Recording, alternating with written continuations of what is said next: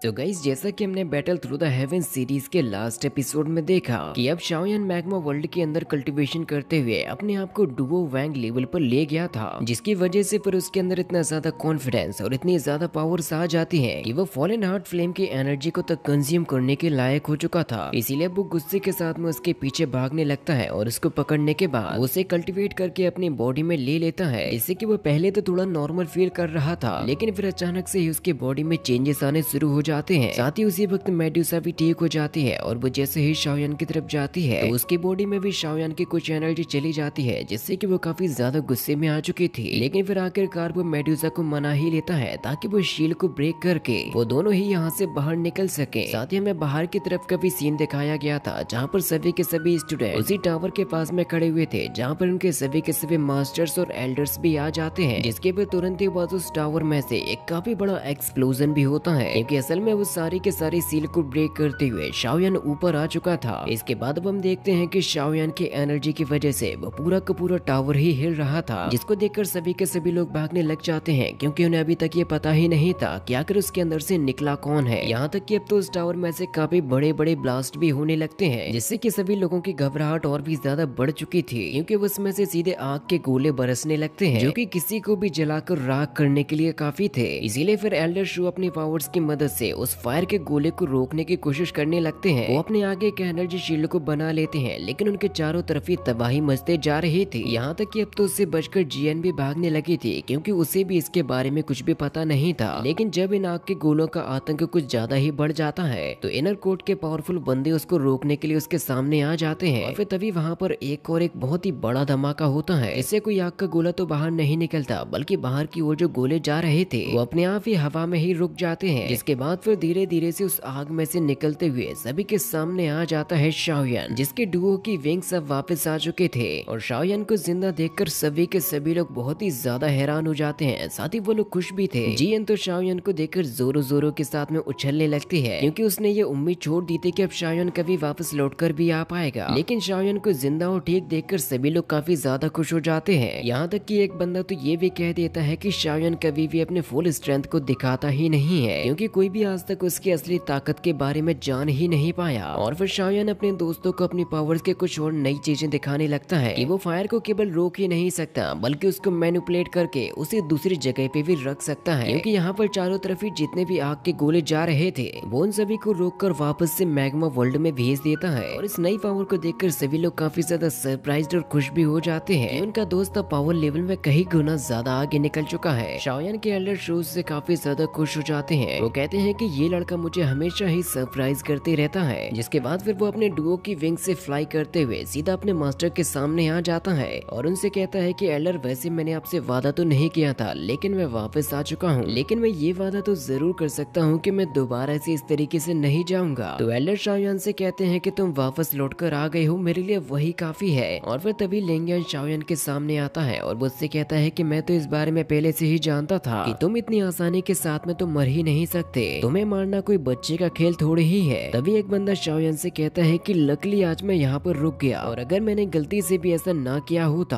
तो शायद मैं ये शानदार नजारा अपनी जिंदगी में कभी भी ना देख पाता। और वैसे भी तुम्हारे जाने के बाद इनर एकेडमी में ना जाने कितने ही स्टूडेंट्स और आ गए जिन्होंने शाओयान की तारीफ तो सुन रखी है, लेकिन उन्होंने कभी भी शाओयान को देखा नहीं था। तो फिर तभी लिंग यहाँ पर शाओयान से कहता है कि अब जो कि तुम वापस आ चुके हो तो क्यों ना हमारे उस अधूरे काम को भी पूरा कर लिया जाए। साथ में वो नया बंदा ये भी कहता है कि उसने और शाओयान ने कभी भी हैंड टू हैंड फाइट की ही नहीं, लेकिन उसे तो इस बात का अंदाजा भी नहीं है कि अब शाओयान क्या चीज बन चुका है। लेकिन फिर भी वो कहता है कि मैं एक बार तो शाओयान की पावर को ट्राई करना चाहूंगा, लाइक जैसे कोई हलवा खाने की बात हो रही हो। जिसके बारे में फिर वो शाओयान से भी कहता है कि तुम्हारा इसके बारे में क्या ख्याल है। तो फिर शाओयान कहता है कि जब तुमने इच्छा की है तो मैं इसमें तुम्हें मना कैसे कर सकता हूँ, क्योंकि अगर मैंने मना किया तो तुम ही लोग बोलने लगोगे कि मैं रूड नेचर का हो चुका हूँ। लेकिन तभी शाओयान का दोस्त कहने लगता है कि क्या तुम लोग इसे एक मिनट के लिए सांस भी नहीं लेने दोगे, या तुम लोग ये भूल गए हो कि ये अभी कहाँ से बाहर निकल के आया है। लेकिन फिर भी देखो शाओयान का दिल कितना बड़ा है, उसने तुम्हें इसलिए मना नहीं किया ताकि तुम्हें बुरा ना लगे। और इस बात को सुनकर एल्डर शू भी हंसने लग जाते हैं और वो शाओयान से कहते हैं कि तुम्हें एक बार तो इसको अपनी ताकत दिखाई देनी चाहिए। इसके बाद फिर हमें इनर कोर्ट के काफी सारे स्टूडेंट्स को भागते हुए दिखाया जाता है, जो कि यहाँ से सीधे फाइटिंग कोर्ट की तरफ जा रहे थे। तो फिर कुछ नए स्टूडेंट्स इस बारे में पूछने लग जाते हैं कि अगर तुम लोग कहाँ पर भागते हुए जा रहे हो। तो एक लड़का उन लोगों को बता देता है कि क्या तुम लोग इसके बारे में नहीं जानते, आज हमारे इनर एकेडमी के दो बहुत ही बड़े फाइटर्स के बीच में जंग छिड़ने वाली है, जिसको देखने के लिए सभी के सभी लोग भाग कर जा रहे हैं। तो फिर बाकी के लोग भी इस फाइट को देखने के लिए चले जाते हैं और फिर सबसे पहले सभी लोगों को अपनी आंखों के सामने लिन ज़ोया दिखाई देता है और वो लोग इस बारे में कहने लगते हैं कि आखिर ये लिन ज़ोया किसके साथ में फाइट करेगा, क्योंकि शाओयान तो वैसे भी आसानी के साथ में लिन ज़ोया को हराने की ताकत रखता है। लेकिन लिन ज़ोया भी कोई कमजोर कैरेक्टर नहीं था, ये वही बंदा है जिसने लैंगिया गैंग को बनाया था। कुछ लड़के तो इस बारे में भी कहने लगते हैं कि ये तो हवा फैला दी गई, शाओयान डुओ वैंग लेवल को पार कर चुका है और ऐसा शायद इसलिए किया गया ताकि उसका भौकाल बना रहे। लेकिन अगर उसने सच में डुओ वैंग लेवल को पार कर लिया है अब तो उसे लिन ज़ोया के साथ में फाइट करने में कोई भी दिक्कत नहीं होगी। लेकिन हम इस बारे में भी जानते हैं कि शाओयान कभी भी झूठे रूमर्स को नहीं फैलाता। लेकिन अब तो थोड़ी ही देर में सच्चाई हमारी आंखों के सामने आ जाएगी और लिन ज़ोया के केवल आंख झपकाते ही शाओयान सभी लोगों के सामने आ जाता है, जिसको देखकर नए और पुराने स्टूडेंट सरप्राइज हो जाते हैं। वो लोग कहते हैं कि उन्होंने कभी भी इसके बारे में नहीं सोचा था कि अब शाओयान कभी लौटकर भी आ पाएगा और शाओयान की जो स्पीड है वो बहुत ही ज्यादा अमेजिंग हो चुकी है और इस लेवल की स्ट्रेंथ किसी भी फाइटिंग किंग को हराने के लिए काफी है। तभी वहाँ पर उन लोगों के पीछे से एल्डर शू भी आ जाते हैं और दूसरे एल्डर शू से कहते हैं कि भले ही शाओयान के पावर्स बढ़ चुकी हो, लेकिन आज के इस कंपटीशन में लिन ज़ोया को हराना इतना भी ज्यादा आसान नहीं होगा। मुझे नहीं लगता कि शाओयान यहाँ पर किन्हीं भी 3 राउंड को ही जीत पाएगा। शाओयान देखता है कि उसको बॉयज से ज्यादा तो गर्ल्स चीयर कर रही हैं। वो कहते हैं कि शाओयान हम जानते हैं कि तुम ही सबसे बेस्ट हो। साथ ही लिंगियन भी कहता है कि हम जानते हैं कि तुम सबसे ज्यादा बेस्ट हो, इसीलिए हमारा थोड़ा ख्याल रख लेना और उसको धूल चटा देना। स्टूडेंट को भी पता चल जाना चाहिए कि यहाँ का असली बॉस कौन है। तो शाओयान कहता है कि चिंता मत करो, मैं तुम्हें पुराने दिनों की याद दिलाने वाला हूँ। और तभी शाओयान को रियलाइज होता है कि उसे यहाँ से गए हुए पूरे 2 साल हो चुके थे। लिंगियन उसे बताता है कि तुम्हारे यहाँ से जाने के बाद ना जाने इस जगह पे कितने ज्यादा चेंजेस हुए, यकीन नहीं मानोगे, लेकिन मैं भी एल्डर्स में से एक बन चुका हूँ, जिससे कि फिर तुम्हें पता होना चाहिए कि मेरी भी पावर्स थोड़ी सी बढ़ चुकी है, इसलिए अगर तुम मुझसे केयरफुल रहो तभी तुम्हारे लिए सही रहेगा। तो शाओयान कहता है कि मैं तुम्हारे ऊपर कोई भी दया नहीं दिखाने वाला। तो फिर लिन ज़ोया तुरंत ही अपनी स्वॉर्ड को ले आता है, जिसके बाद फिर तुरंत ही उन दोनों के ही बीच में एक काफी खतरनाक फाइट हो जाती है। लिन ज़ोया के कंपैरिजन में शाओयान की स्पीड बहुत ही ज्यादा बढ़ चुकी थी, इसीलिए भले ही वो अपनी स्वॉर्ड को कितना ही तेज क्यों ना चला रहा हो, लेकिन उसका कोई भी अटैक शाओयान को टच भी नहीं कर पाता। शाओयान की स्पीड को देखकर लिन ज़ोया भी बहुत ही ज्यादा हैरान हो चुका था कि आखिर बब्बू इसको कैसे ही हराएगा। इनर कोर्ट के स्टूडेंट कहते हैं कि ये चीजें तो अनप्रेडिक्टेबल थी, क्योंकि वो शाओयान के किसी भी अटैक को ठीक तरीके से देख भी नहीं पा रहे थे। यहाँ तक कि इसको देखकर लिंगियन और लिंग शेंग भी बहुत ही ज्यादा हैरान थे। लिन शेंग कहता है कि शाओयान की स्पीड अब बहुत ही ज्यादा फास्ट हो चुकी है। तो फिर लिन ज़ोया यहाँ पर शाओयान को हराने के लिए अपनी स्पिरिचुअल एनर्जी को भी यूज करने लगता है, लेकिन फिर भी उसके अटैक से शाओयान को मैच नहीं कर पाते। और इसी के साथ में ये पार्ट भी यहीं पर खत्म हो जाता है।